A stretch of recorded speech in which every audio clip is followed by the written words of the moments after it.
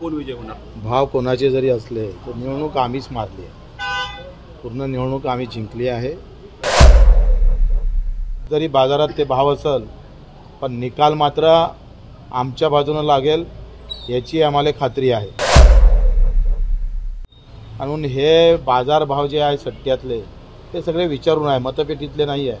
मतपेटीतले भाव आमचे राहील.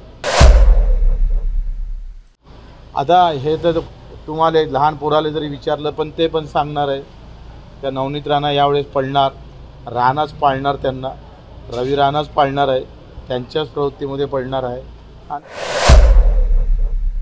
हवाले आणि काही सर्वे सुद्धा आले. बळवंत वानखडे यांच्या बाजूने सर्व सांगतोय. काँग्रेसचे बळवंत वानखडेंना 60 पैसे तर नवनीत राणांच्या उमेदवारीला ₹1.30 भाव आहे. तुम्हाला काय वाटते कोण विजय होणार? भाव कोणाचे जरी असले तर निवडणूक आम्हीच मारली आहे.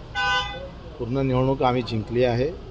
या निवडणुकीमध्ये आम्ही जे काही मुद्दे घेऊन लोकांच्या समोर गेलो, पुऱ्या महाराष्ट्रामध्ये शेतकरी प्रचारात नव्हता, मजूर प्रचारात नव्हता आहे, कामगार नव्हता आहे.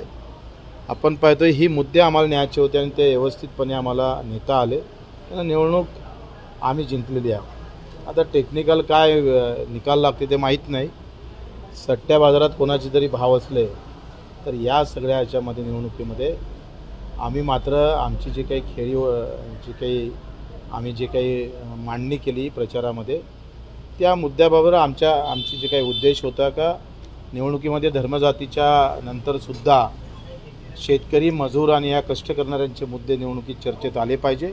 तो आम्ही प्रभावीपणे नेऊ शकलो, लोकांपर्यंत नेले, महाराष्ट्रापर्यंत नेला आणि त्याच्यात आम्ही जिंकलो आहे. तुम्ही वारंवार म्हणतो की मला बदला घ्यायचा, कारण ज्या पद्धतीने गुवाहाटीचा आरोप केला होता, धोक्याचा आरोप केला होता, वारंवार राणा तुमच्याबद्दल वादग्रस्त बोलत होते. 4-5 गोष्टी आहे. फक्त एकट्या राणामुळेच आपण उभं राहिलो असं नाही आहे. एकतर आम्ही रंगपंचमीच्या वेळेस भिंत रंगवता आपण एक स्लोगन केलं होतं, निवडणूक आली आता मुद्द्यावर बोला. ते पण आम्हाला न्यायचं होतं. एकंदरीत अमरावती जिल्ह्यामध्ये आमची काय ताकद आहे, आम्ही कशा पद्धतीनं बाजी पलटू शकतो ते अजूनही मतपेटीत आहे, बंद आहे. आणि आज जरी बाजारात ते भाव असेल पण निकाल मात्र आमच्या बाजूने लागेल याची आम्हाला खात्री आहे. म्हणून हे बाजार भाव जे आहे सट्ट्यातले ते सगळे विचारून आहे, मतपेटीतले नाही आहे. मतपेटीतले भाव आमचे राहील.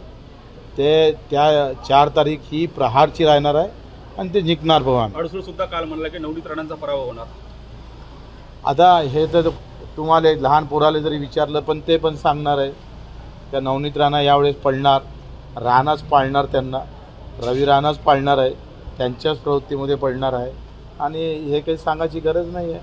मला वाटते रवी राणानं किमान 2 वर्ष तोंड जरी चूप ठेवलं असतं तरी कदाचित रिझल्ट वेगळे राहिले असतं.